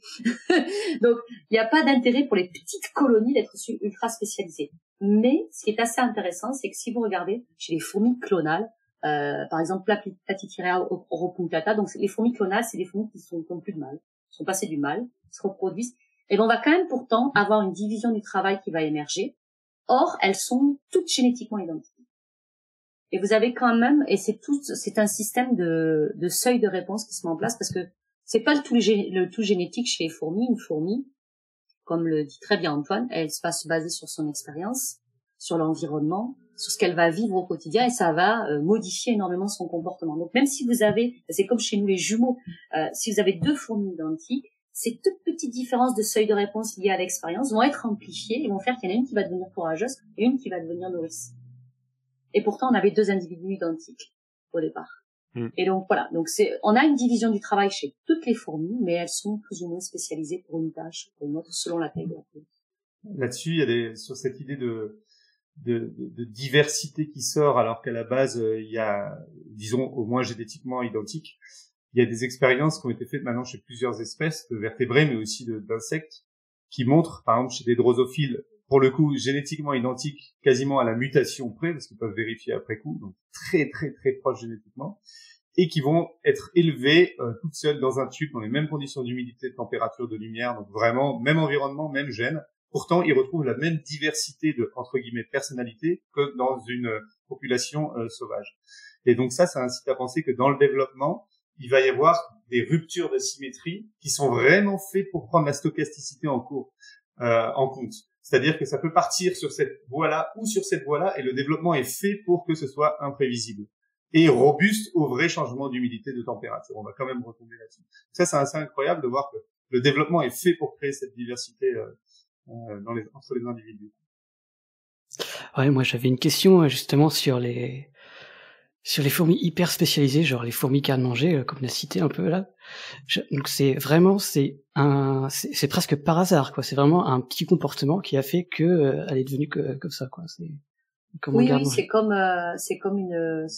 c'est en fait lié au départ à l'état nutritionnel de la fourmi qui est manger de la nourriture. En fait, elles naissent pas avec l'abdomen complètement distendu. D'ailleurs, ces fourmis-là, c'est assez dramatique parce que une fois qu'elles sont vidées, parce que les autres fourmis sollicitent de la nourriture de ces fourmis-là par des trophalaxies, et une fois qu'elle est vide, elle meurt parce que en fait son abdomen peut pas reprendre sa taille initiale. Et c'est assez atroce, c'est vraiment comme un vieux ballon de baudruche, quoi. Et elle meurt. Et donc c'est vraiment la distension de l'abdomen se fait vraiment petit à petit, mais à des degrés beaucoup moindres. Vous allez trouver chez des espèces même communes chez nous, des fourmis, quand vous ouvrez une colonie de fourmis dans la nature, vous ouvrez et vous allez voir que même chez la fourmi noire des jardins, qui sont toutes identiques, vous allez avoir des fourmis qui sont bien grasses et qui stockent beaucoup plus de nourriture que d'autres. Et en fait, c'est un système qui se met en place et qui est assez drôle parce que quand vous êtes fourageuse, vous êtes une fourmi un peu âgée, la plupart du temps, en fait, si on part du départ de la fourmi, elle naît, elle s'occupe des larves ou elle fait rien au départ. Elle va construire un peu son nid et petit à petit, elle va commencer à consommer ses réserves, elle va commencer à perdre, son état nutritionnel va changer, son expérience va changer, elle va se rapprocher de la sortie du nid. Et ce qui va la faire sortir du nid, c'est le fait qu'elle a faim. Une fourmi dans ces systèmes de fourmis ne sort pas si elle a pas faim, quoi. Et donc elle peut être sollicitée par les autres, mais en réalité on le voit au laboratoire, ce qui va faire que la fourmi sort, c'est la motivation à aller manger. Donc la fourmi, imaginez donc une petite Lasus niger, elle sort, elle va manger, elle revient et de suite il y a des fourmis qui viennent la solliciter pour lui demander de régurgiter la nourriture. Donc elle va donner sa nourriture, les fourmis elles vont se gaver et elle sera toujours affamée, du coup elle va ressortir et elle va repartir pour un tour. Et on voit quand on fait des manies, par exemple, quand on étudie le trafic chez les fourmis, on voit très bien que notre expérience, au bout de 2 heures, elle s'arrête complètement, parce que la fourageuse qui va chercher à manger et qui revient au nid et que personne veut sa nourriture, elle ressort pas. Et du coup, vous, votre expérience, elle s'arrête parce que vous avez plus de fourageuse sur vos petits dispositifs. Et en fait, ce qui va vraiment motiver la fourageuse à sortir, c'est cette faim. Mais sauf que dans la nature, elles vivent pas dans un milieu où peuvent manger, comme disait Antoine, le petit cookie là, c'est trop top, quoi. Si elles tombent dessus, quoi. Dans les laboratoires, elles sont nourries à 10 tomes, donc mais dans la nature, en fait, vous avez toujours du coup cette caste de fourmis qui est toujours affamée et qui sort tout le temps et qui va nourrir les autres. Et tant qu'elle n'aura pas nourri toutes les autres, elle continue à se. Mais du coup, pourquoi il y a des fourmis qui se sacrifient carrément alors? Alors oui, il y a beaucoup de fourmis. Alors il y a les fourmis kamikazes qui vont exploser à la figure. Je donne pas d'exemple parce qu'il y en a plein dans le bouquin. Ouais, il y a bon, la fourmi kamikaze, c'est forcément la plus spectaculaire. Aussi un système de défense là comme un autre. Une fourmi kamikaze qui meurt, elle emporte 3-4 ennemis au passage, donc finalement elle est gagnante. La colonie a perdu une fourmi, mais les autres en ont perdu 4. Et après il y a ces fourmis qui bouchent. Alors celles-là, je trouve que c'est celles qui sont les plus touchantes. Il y a un côté un peu triste dans cette histoire de ces fourmis qui chaque jour se retrouvent à boucher l'entrée pour qu'elle soit imperceptible, parce que finalement, si c'était fait de l'extérieur, ça se verrait. Parce qu'ils ont fait l'expérience, Les fourmis qui ferment l'extérieur, on voit toujours un tout petit orifice. C'est le seul moyen de vraiment aplanir, c'est de rester à l'extérieur. Et ces fourmis-là, elles meurent. En fait, le chercheur, il raconte qu'au début, il sait pas si elles meurent parce qu'elles disparaissent. Il les voit plus. Donc, il a essayé une nuit de les suivre.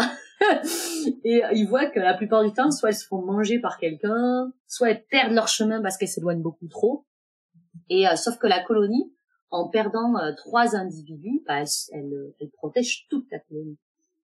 Et donc en fait, c'est vrai que les fourmis, elles surprennent toujours par cet altruisme assez impressionnant, mais ça c'est toute une discussion pour les sociobiologistes. Pour l'anecdote, j'ai vu une de ces fourmis qui rebouchait le nid par l'extérieur dans les expériences qu'on faisait, et c'était une des fourmis qu'on avait peintes pour nos expériences, donc je pouvais la reconnaître. Et effectivement, elle bouche le nid, alors pendant une demi-heure, elle va chercher vraiment à aplanir, au point qu'au bout d'un moment, elle sait plus trop où est le trou, et elle aplanit quand même toute la zone au cas où c'est le trou. Et elle part, effectivement, ensuite, se cacher dans l'herbe, un petit peu plus loin que l'entrée du nid. Et le lendemain, j'étais arrivé avant que les fourmis réouvrent leur nid, et je les veux revenir chercher autour du nid, à attendre comme ça. Alors j'ai attendu avec elle, elle continuait de chercher, à faire une recherche assez bien centrée là où ça devait. Éventuellement, ils ont ouvert par l'intérieur et immédiatement, elle s'est réfugiée à l'intérieur. Donc, il y en a qui arrivent à passer la nuit dehors et qui survivent quand même. La belle histoire. Ouais. Et du coup, ça soit tel ou tel individu, c'est un peu par hasard aussi, j'imagine. Oui, je voudrais pas parier parce que j'ai pas étudié ça, mais je pense que c'est les dernières fourmis qui étaient dehors, quoi. Ah, ok. Enfin, dans le cas de Forelius, d'après ce que dit le chercheur, c'est les dernières qui étaient en train de partir parce qu'en plus, ce qui est très surprenant chez Forelius, c'est qu'elles passent leur journée à construire le cratère autour de la colonie, et le soir, elles passent leur temps à reboucher le cratère qu'elles ont construit avec le sable. Et donc, il disait qu'en fait, celles qui construisaient le cratère la journée, c'était souvent celles qui se retrouvaient, qui sont les dernières à être rentrées et qui finalement rebouchaient le trou. Cette histoire de déterministe, de qu'est-ce qui va t'amener à être une citerne, qu'est-ce qui va t'amener à sortir fourrager, qu'est-ce qui va t'amener à fermer le nid, c'est tout le temps une interaction entre l'intérieur de la fourmi et le monde extérieur. Donc c'est ça, on peut dire, est-ce que c'est de la chance ou pas? Ça aurait pas pu être n'importe quelle fourmi et ce sera pas dans n'importe quelle situation. J'imagine que s'il y a suffisamment de fourmis citernes et qu'il n'y a pas beaucoup de fourrageurs qui cherchent à déposer leur nourriture, il n'y a aucune chance que les nouvelles recrues deviennent fourmis citernes. À l'inverse, une fourmi qui sort parce qu'au début elle est affamée, vous pouvez aussi la voir sortir parce qu'il y a beaucoup de larves qui vont émettre un signal comme quoi les larves ont faim et elles vont se mettre à chercher des protéines pour les larves aussi. Et c'est ça aussi qui va la pousser dehors. Donc c'est toujours cette interaction entre la motivation intérieure qui fait que certaines vont sortir avant d'autres et aussi le stimulus extérieur qui fait que ça va sortir maintenant ou pas. Une fourmi qui rebouche le nid, il y en a plein qui creusent et effectivement au bout d'un moment on peut plus rentrer et c'est celles qui sont dehors qui vont rester dehors, mais c'est quand même celles qui étaient prêtes à creuser qui sont typiquement les fourrageuses expérimentées qui sont habituées à sortir, quoi. Donc c'est pas n'importe quelle fourmi non plus. Je ne peux pas m'empêcher de citer ce qui vient de paraître sur la chatroom. Il y a quelqu'un qui a l'histoire et cette anecdote de fourmi qui ferme la porte. On dit « Hodor !» Oh, on aurait pu la faire, celle-ci. Oh là là, je regrette maintenant. C'est vrai. On aurait pu trop la faire. Mais ils sont très en forme dans la chatroom ce soir, donc bravo à eux. Ah oui, tu avais des considérations justement sur l'évolution, Clara. Oui, c'était une question un peu naïve parce que moi, tout ce qui est biologie, c'est là, je connais pas trop. Du coup, je cite la petite phrase, hein, toutes les fourmis descendent des guêpes qui vivent solitaires. Donc les guêpes solitaires. Moi, je me suis posé la question, du coup, le fait de vivre en groupe social, est-ce que c'est un comportement apparu indépendamment entre abeilles, guêpes et fourmis, ou il y a eu bien une branche d'évolution qui regroupe toutes les espèces, entre guillemets, sociales? Il est apparu plusieurs fois. Alors, chez les hyménoptères aussi, c'est des choses qui sont remises en cause, peut-être pas régulièrement, mais dans ma carrière, ça a été remis en cause plus d'une fois, quoi. Quand c'est apparu, quelle est vraiment la branche de quelle guêpe descendent les fourmis, même ça, c'est pas si clair que ça, bien que ça commence quand même à converger sur des choses assez stables.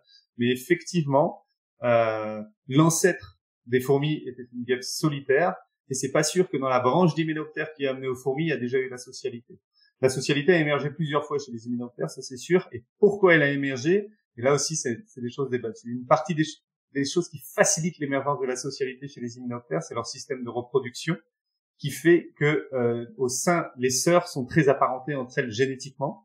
Et donc, il y a ces idées d'explication de l'altruisme qui est basée sur un égoïsme génétique un petit peu, qui fait que si on est apparenté, c'est plus facile d'évoluer quelque chose de collaboratif. Mais il y a aussi des hypothèses alternatives qui montrent que c'est simplement la construction d'un niche qui fait que ça incite à être rassemblé et qui va concentrer les interactions, qui peut aussi expliquer la socialité, qui est apparu chez les insectes plusieurs fois. On l'a aussi chez les thrips, comment on dit déjà les thrips Trips. En français, les trips, ouais, c'est les trips. Ou chez les termites qui sont de la famille des blattes. Donc c'est apparu plusieurs fois. Ouais, et même chez des araignées. Alors pour rappel, les hyménoptères, c'est justement la grande famille ou le grand ordre dans lequel on a les abeilles, bourdons, guêpes, solitaires ou non, et fourmis. Exactement. Et on a l'image de l'abeille sociale, alors qu'en réalité, la majorité des espèces d'abeilles sont solitaires. Tout à fait. Pareil pour les guêpes. Ouais. Moi, j'ai un petit... Vas-y. Non, je disais, je sais plus quel est le pourcentage d'espèces sociales dans le monde animal, mais il est ridicule. On doit être en dessous de 2%, je crois. Mais si on regarde en biomasse, l'espèce sociale représente peut-être 80%. Donc c'est à chaque fois des stratégies qui payent, quoi. Et on peut se poser la question, pourquoi en fait 100% des formicidés sont sociales? C'est vrai, on a trouvé aucune espèce solitaire. Donc est-ce que c'est le fait que... On peut se poser la question, parce que les abeilles, les guêpes, on voit plein de solitaires, ouais. Et chez les isoptères, tous les termites en fait, chez les isoptères, on voit que toutes les espèces de termites sont sociales aussi. Alors est-ce que c'est lié au milieu de vie, puisque les deux sont des espèces qui gravitent au sol et les autres sont volantes? On peut se poser des questions. Ouais. Le côté dispersion peut-être. Ouais, exactement. Est-ce que c'est plus facile de construire un nid aussi quand on est au sol ou pas? Je sais pas si quelqu'un s'est posé cette question déjà. Faudrait voir. Est-ce qu'il y a des exemples de réversion, c'est-à-dire de guêpes sociales ou d'abeilles sociales qui sont redevenues solitaires? Je sais pas si vous avez des informations là-dessus. Il y a des espèces qui sont les deux, qui peuvent être sociales comme solitaires, c'est sûr. Mais qui auraient été originellement sociales et qui seraient devenues exclusivement solitaires, je sais pas. Ouais, j'ai pas d'idée claire. Ouais. Je sais pas du tout. Mais il y en a qui font, ouais. Il y en a qui sont soit l'un soit l'autre aussi au cours d'une vie parce que ça dépend des conditions environnementales. C'est dingue, ça. Des asociaux sociaux, selon l'humeur. Et puis, c'est même dur de catégoriser solitaire ou social parce qu'il y a plein de degrés intermédiaires.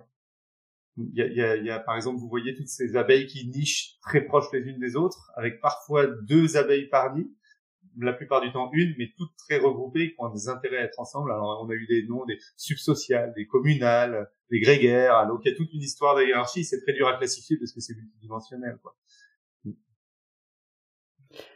Et moi, pour terminer ma petite question, je voulais terminer justement entre désordre, chaos organisé, etc. Pour reprendre l'idée que du désordre apparaît quelque chose d'ordonné, justement, et citer l'exemple des fourmis qui peuvent établir un pont de manière organisée pour passer une faille ou une cavité. Donc, si j'ai bien compris, c'est bien du désordre que les fourmis veulent aller plus rapidement dans un point donné, qu'un pont apparaît. C'est bien ça?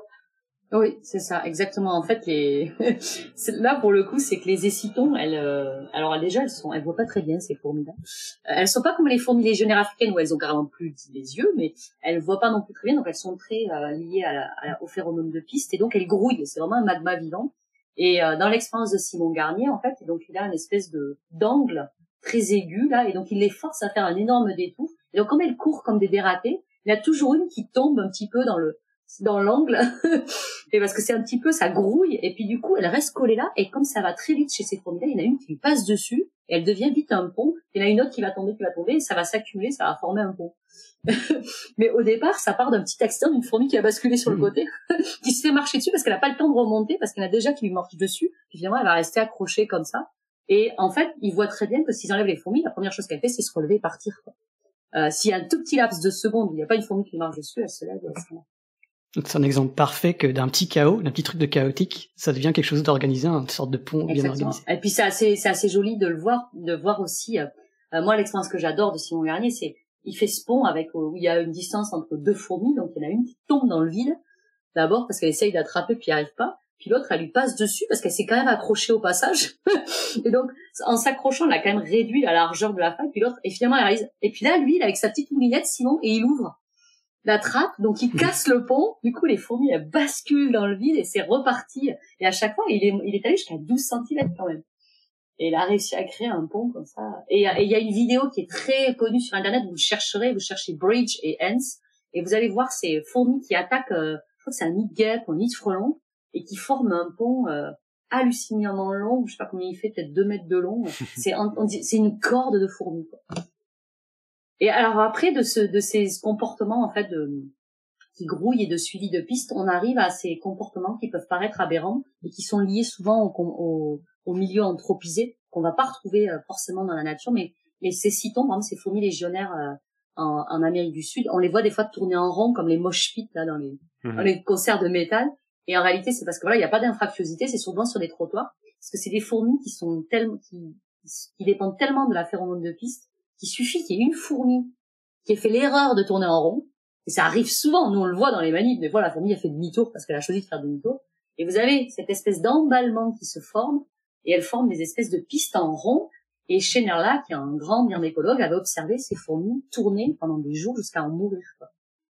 Les spirales Enfermées dans leur nuage enfermées dans leur nuage, et il disait qu'en fait c'est vraiment des comportements qui ne sont là que parce qu'elles sont dans les milieux anthropisés. Et que ça n'arrive pas dans la nature parce qu'il y a toujours une branche, un caillou, etc. pour casser un petit peu la spirale. Fantastique. Mais on le voit aussi en labo. Antoine a sûrement déjà vu ça. Nos fourmis, des fois, elles tournent en rond aussi dans les labos. C'est vrai? Bah oui, parce qu'en fait, les fourmis, elles sont tigmotactiques. Elles aiment bien suivre les bords. Et les fourmis d'Argentine, par exemple, elles pistent quoi qu'il advienne. Même si elles sont juste en train d'explorer le terrain, elles pistent. Donc, comme elles sont tigmotactiques, elles suivent le bord et puis elles pistent tout le long du bord. Et puis des fois, du coup, il y a les autres qui se joignent et on voit des rondes comme ça toute la journée. Les pauvres. Mais c'est lié à une contrainte environnementale que nous, on leur impose. Ouais, bien sûr. Ouais. D'accord, donc les spirales de la mort, c'est notre faute. Très bien. Ah, exactement.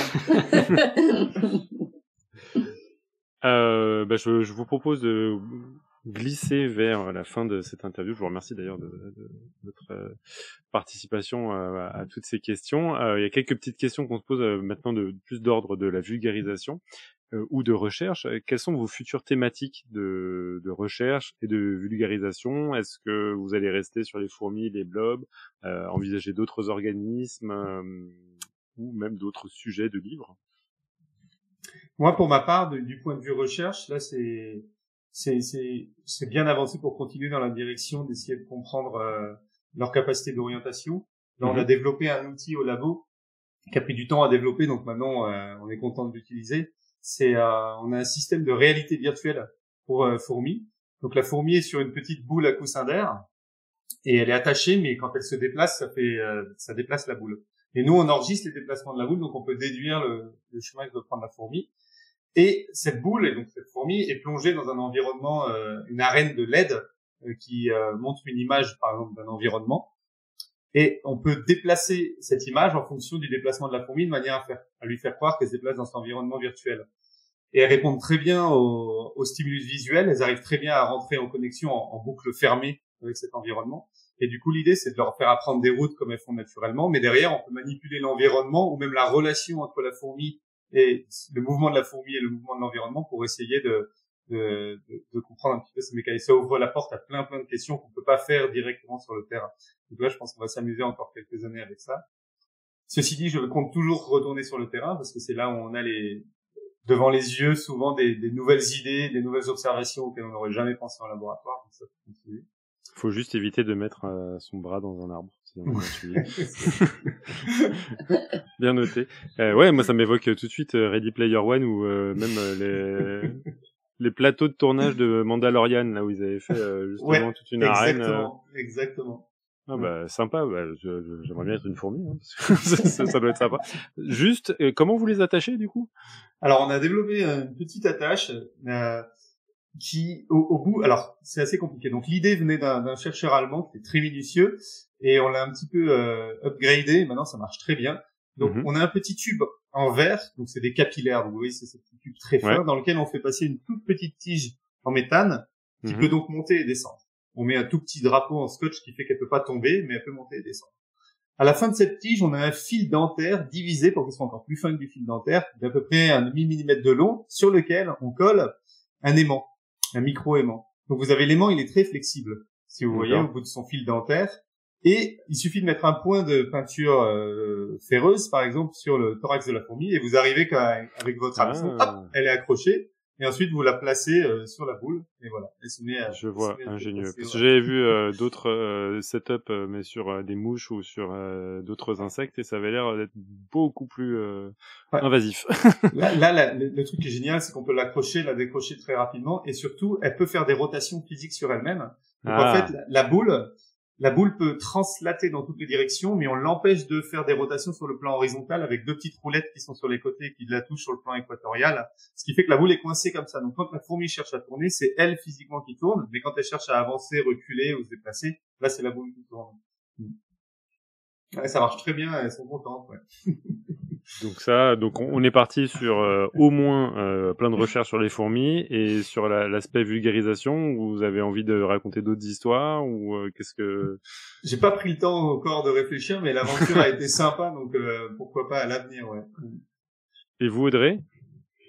Alors sur les fourmis, là, j'avoue que j'ai un peu, ça fait 1 an là maintenant que je travaille plus sur les fourmis à Toulouse. Hein. En fait, j'ai quand même une thésarde en Allemagne qui travaille sur les fourmis. Oui. Ces dernières années, en fait, j'avais beaucoup travaillé sur la nutrition collective. D'accord. Comment, en fait, c'est bien beau d'aller chercher de la nourriture dehors, mais comment savoir quoi ramener à qui? Et comment, en fait, l'état nutritionnel de la colonie, des 90% qui sont donnés, influence en fait ce que vont chercher les fourmis à l'extérieur. Et c'est très rigolo à faire parce qu'on peut créer des manipulations en mettant des affamés en protéines, des affamés en sucre, etc. Et aussi le rôle, le deuxième projet que j'ai avec un étudiant qui est à Copenhague, qui est sur le rôle qu'a joué justement ces fourmis qui sont très plastiques nutritionnellement, qui sont comme nous, qui mangent tout et n'importe quoi, et qui finalement, on voit qu'il y a une corrélation entre ça et la capacité à être des fourmis invasives. D'accord. Donc parce que moi j'ai beaucoup travaillé sur les fourmis d'Argentine, d'accord, ces fourmis invasives. Et donc sur le blob là, par contre, il y a beaucoup plus de champs de recherche actuellement parce que c'est ce qui m'occupe 170% de mon temps. Donc là, on travaille sur l'apprentissage et la résolution de problèmes chez des organismes qui ont pas de système nerveux, et on commence à devenir de plus en plus nombreux en fait au niveau international à se poser ces questions-là sur les organismes unicellulaires, comment ils arrivent à conserver de l'information, retenir de l'information, comment les expériences passées sur ces organismes vont influencer leur comportement. Donc ça, c'est vraiment un sujet qui est hyper riche, hyper intéressant. C'est des gens en plus qui forcément viennent pas forcément de ce milieu-là, qui viennent des neurosciences, qui se réintéressent aux ciliés par exemple. Et ça, c'est vraiment chouette. Ça, c'est le sujet de recherche qui m'excite le plus en ce moment. Et en termes de vulgarisation, c'est là, voilà, là on est dedans là en ce moment, puisqu'on mène un projet avec 15 000 citoyens actuellement, où on regarde les effets des changements de température sur le globe. Et donc, c'est un projet de science participative qui est assez inédit, dans le sens où c'est la première fois où on va accompagner les citoyens de l'hypothèse, la question qu'on se pose, l'élaboration du protocole, l'expérimentation, parce que là, les gens, ils expérimentent, ils ne vont pas juste observer ou collecter des données. Ils vont aussi analyser les données et on va même leur montrer comment on publie. Donc, l'idée, c'est même de faire un événement Zoom sur la soumission, où on va tous se connecter, leur expliquer, et même analyser avec eux les reviews. Donc, on va leur traduire, bien sûr, pour expliquer, voilà, comment ça se passe. Et des fois, les gens seront pas hyper sympas avec nous. On dit, mais votre travail est tout pourri. Et donc, voilà, essayer d'expliquer aux citoyens, en fait, le métier de chercheur. Donc ça, c'était un des objectifs. L'objectif, c'est bien sûr d'accumuler des connaissances sur ces effets de changement de température. Et c'est aussi de recréer un lien entre les chercheurs et les citoyens. Je pense que c'est important. Et donc voilà. Et en termes de livres, j'ai un livre qui sort à l'automne, j'espère, parce que je peux pas fini, qui s'appelle, le titre est pas encore fixé, mais c'est sur le blog. On essaye de toucher un public de gens qui lisent moins. Et donc c'est un roman graphique. Ah, top. Il y a un petit peu de la BD. Il y a beaucoup de textes quand même. Il est alors à la fois scientifiquement plus élevé que le premier, mais à la fois c'est le blog qui raconte sa vie. Donc c'est le blog qui se raconte et qui raconte sa biologie, etc. Et donc on suit ce blog qui raconte un peu ses aventures et qui raconte aussi beaucoup de biologie au passage. Et ensuite j'ai un autre livre, mais ça c'est pour dans 2 ans, je suis un peu en retard, qui est sur les insectes envahisseurs. Top. Bon rien de voilà. Demain 16h quoi. C'est ça, voilà. Donc plein de projets, toujours plein de projets autour de tout. Et c'est sûr, la médiation est toujours au centre. Bah, ça fait bien plaisir en tout cas. On finit avec nos questions habituelles quand on fait des interviews sur Podcast Science et qu'on a piqué à Jean-Michel Abrassard de Scepticisme Scientifique. La première, c'est quelle est la question qu'on vous pose tout le temps et dont vous êtes lassé? Je pense que ça c'est clair, hein, comment on fait pour se débarrasser des fourmis, comme on dit. La deuxième, c'est ça. Le deuxième, c'est est-ce que tu as lu Bernard Werber, qui revient quand même très régulièrement. Alors c'est magnifique parce que je viens juste avant de vous poser des questions de barrer ma question sur Bernard Werber. Allez hop, celle-là on la saute. C'est la deuxième question. Après, comment on s'en débarrasse? La troisième, à quoi ça sert? À quoi ça sert une fourmi? Moi, c'est celle-là que je déteste le plus. À quoi ça sert tout? La recherche. À quoi ça sert le blob? À quoi ça sert les fourmis? À quoi ça sert vos recherches? Ça, c'est toujours un peu frustrant. Mais bon. Ah, je comprends. Et du coup, quelle est la question que l'on oublie souvent de vous poser et que pourtant vous trouveriez intéressante de développer? Bonne question, ça. Bah, il y en a tellement, en fait, comment choisir une? C'est peut-être cette question-là, en fait.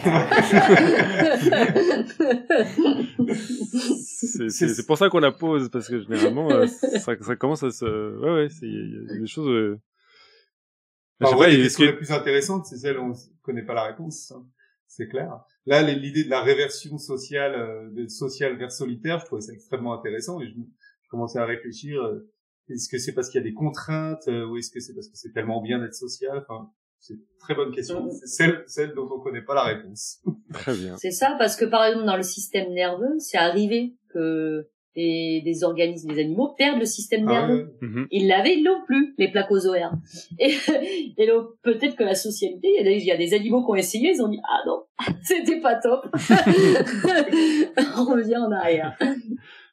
Très bien. Sur ce, je vous avais demandé, comme tous les invités de Podcast Science, de venir avec une citation, et je crois que vous vous êtes mis d'accord. Reste à savoir la personne qui va pouvoir citer le big boss de la biologie. Alors, qui nous lit cette citation? Ah, c'est Antoine, parce que c'est Antoine qui l'a trouvé. Très bien. Oui, mais je sais pas où elle est. Alors Antoine, si tu défiles c'est bon, je l'ai. Voilà. Alors c'est donc Charles Darwin dans La descente de l'homme, qui aurait dû être traduit d'après certains par l'ascendance de l'homme, parce que c'est bien ça qu'il veut dire, quand il parle de la continuité entre les animaux et l'humain, qui finalement parle des fourmis. Et je cite: personne ne peut supposer que l'intelligence de deux animaux ou de deux hommes quelconques puisse être exactement jaugée par la capacité de leur crâne. Il est certain qu'une très petite masse absolue de substances nerveuses peut développer une très grande activité mentale. À ce dernier point de vue, le cerveau d'une fourmi est un des plus merveilleux atomes de matière qu'on puisse concevoir, peut-être même plus merveilleux encore que le cerveau de l'homme. Voilà. En 1860 et quelques. Pas mal, Charles. Très bien fait. Eh bien, sur ce, nous allons conclure sur ces bonnes paroles. Nous remercions donc nos deux invités qui, à l'instar de fourmis éclaireuses, nous ont laissé une belle piste de vulgarisation pour nous orienter dans les galeries ramifiées de l'immense thématique du comportement des fourmis. Nous vous remercions également, fidèles auditrices et auditeurs, d'avoir écouté cette émission. Et en attendant votre prochaine trophalaxie de miella scientifique, nous vous rappelons que servir la science soit votre joie.